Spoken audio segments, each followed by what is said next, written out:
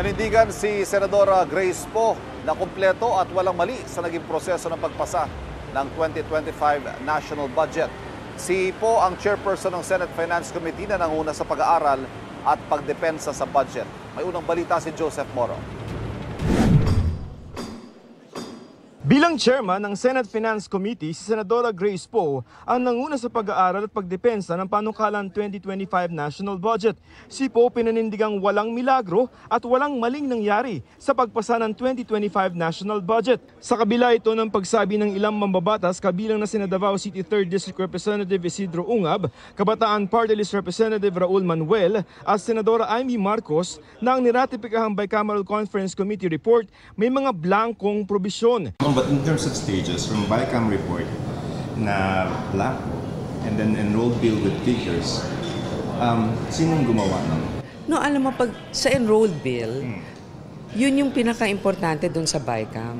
Wala namang blanco doon and all the totals have already been verified and in fact, nung na-enroll yon, wala namang blanco. Sa tama naman talaga yung sinabi din ni Senator Cheese, which should really be a reference. In fact, also the President has seen, wala naman kaming mga blanco dun sa na-enroll bill namin. Si Marikina Representative Stella Kimbo naman ang Vice Chairperson ng House Appropriations Committee nung ginagawa ang 2025 budget at acting chairman ngayon. Sinubukan namin siyang tanungin tungkol sa issue. Between the BICAM and then the enrolled, at what point did the figures come in? Yeah? Ba't tayo niyo sumagot? Bakit tayo sagutin? If it's just a procedural thing for Congress. Nasagot na lahat. Paano, ma'am?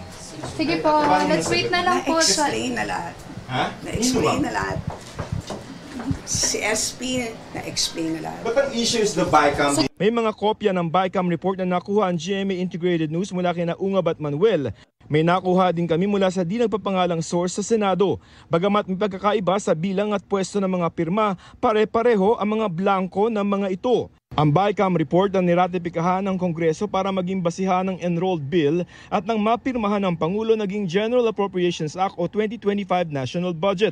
Pero kung ikukumpara sa isa na batas na General Appropriations Act, ang mga blanko sa BICAM report ay napunan ng kabuang halagang di bababa sa 138.36 billion pesos. Pinakamalaki riyan ang budget para sa NIA kaugnay ng Agriculture and Fisheries Modernization Program. Blanco ito sa BICAM report pero nalagyan ng 56.4 billion pesos. Ang sabi ng mga komikosyong mambabatas na punan ng mga blanco sa enrolled bill pagkatapos nilang i-ratify ang BICAM report. Kaya tanong nila sino ang gumawa nito. From BICAM, ang nagda-draft, Senate or Congress for the enrolled bill? Both. Meron technical working group that actually consolidates both the reports of the House and the Senate. When we have completed the BICAM report and we submitted it as an enrolled bill, it was complete. Thank you. It's complete. Sinabi naman ni Senate President Chisa Escudero na may probisyon sa Bicameral Conference Committee report na kung may kaibahan ng BICAM report at ang enrolled bill ang masusunod. Naghahanda na ang ilang grupo na questionin sa Korte Suprema ang legalidad ng 2025 national budget. Ito ang unang balita. Joseph Morong para sa GMA Integrated News. Kapuso, huwag magpapahuli sa latest news and updates. Mag-iuna ka sa balita at mag-subscribe sa YouTube channel ng GMA Integrated News.